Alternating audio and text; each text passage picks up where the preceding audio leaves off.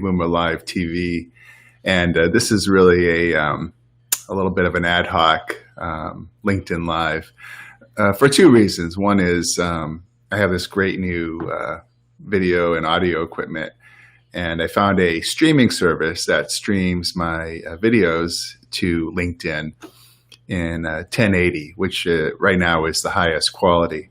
So I've noticed that my camera is getting a lot of positive accolades just because of the clarity and the sound, the richness. And to be quite frank, it's interesting. It is kind of giving me an advantage in the market as I start to talk to clients with the new equipment. You visually see a difference.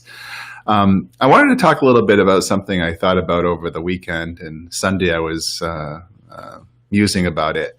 And it's really, one of the most interesting aspects is I found that there's always been a disconnect between logistics and the C-suite.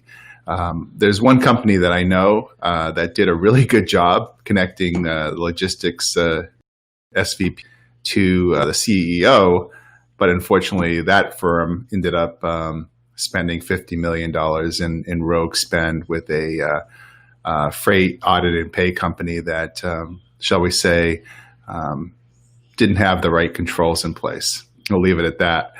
And so, you think to yourself, oh, that was a perfect setup what they did. They really transitioned the role between logistics and finance and the C-suite, but it kind of had a bump in the road.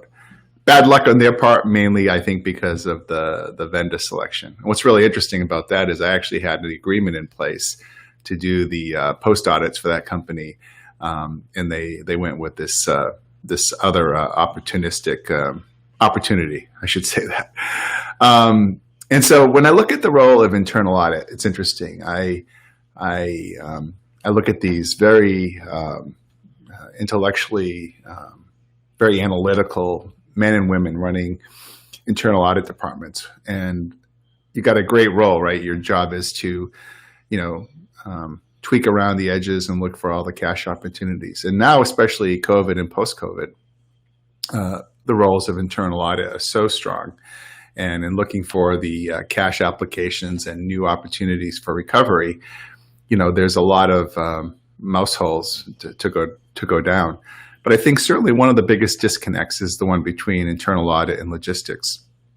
One of the things I think that, kind of gets a bad rap is the fact that for all too long, logistics has kind of run their own thing, right? So they move the cargo in real time. They are also tasked or challenged with actually auditing the invoices for accuracy. And I don't think that's necessarily fair to the logistics professionals.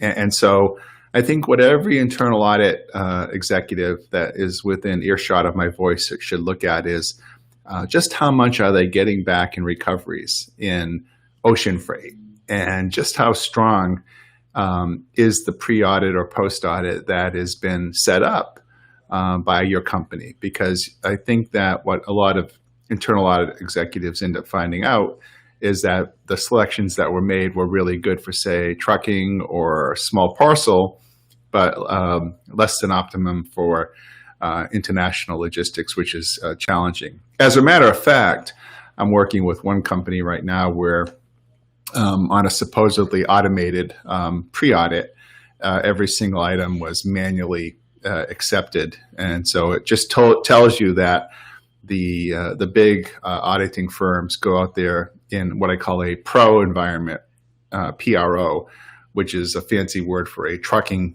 bill lading or invoice. And we don't use the word pro in ocean freight at all. And that should tell you right away, I think, one of the fundamental problems that exists in the marketplace. So I challenge every internal audit executive out there to look inward, because there are significant 10, 100,000 and $1 million plus refunds just sitting and percolating under the surface there that your teams have not taken advantage of. The other thing I wanted to talk about is the unique opportunity beyond retail. So we talk a lot about retail and ocean audit statistics, and when I get interviewed by the media, a lot of it is retail oriented, the Amazons, the Walmarts, the Targets, and they're very important players, obviously. But I think one of the most interesting aspects in recovery or opportunistic new money for importers and exporters are in, for example, materials, chemicals, autos, tier one auto suppliers.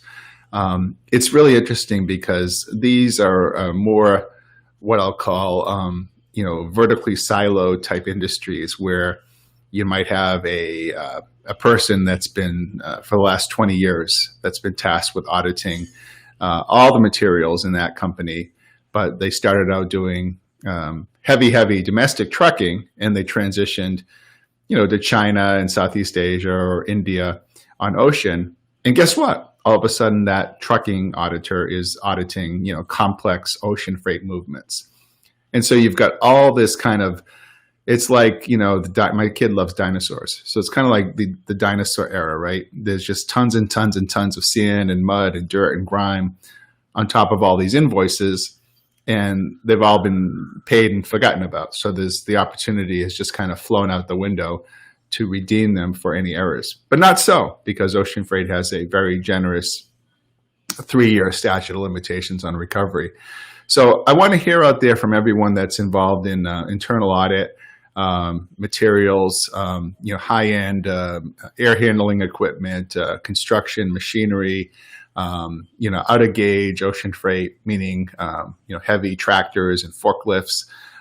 Chemicals are a huge overcharge area, just because the specialty nature of chemicals, moving in refrigerated containers, and the fact that a lot of chemical executives are kind of old school in the sense that they understand that chemical movements command a premium, based on the dangerous goods category, or just the fact that chemicals are always treated as a more of a commodity that has to be scrutinized, in terms of its acceptance, as opposed to a pair of jeans or a pair of footwear, right? So I think that those segments have amazing opportunities, and given the fact that there are now techniques like I've been doing, where clients can see these recoveries in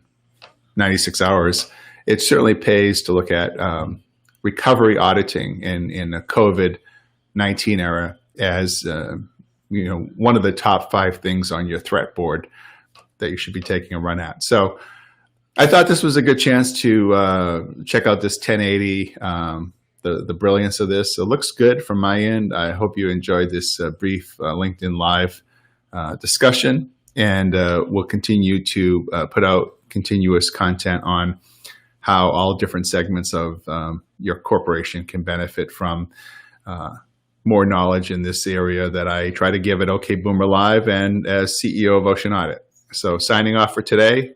Thank you again for your time, and let's talk soon. Thanks.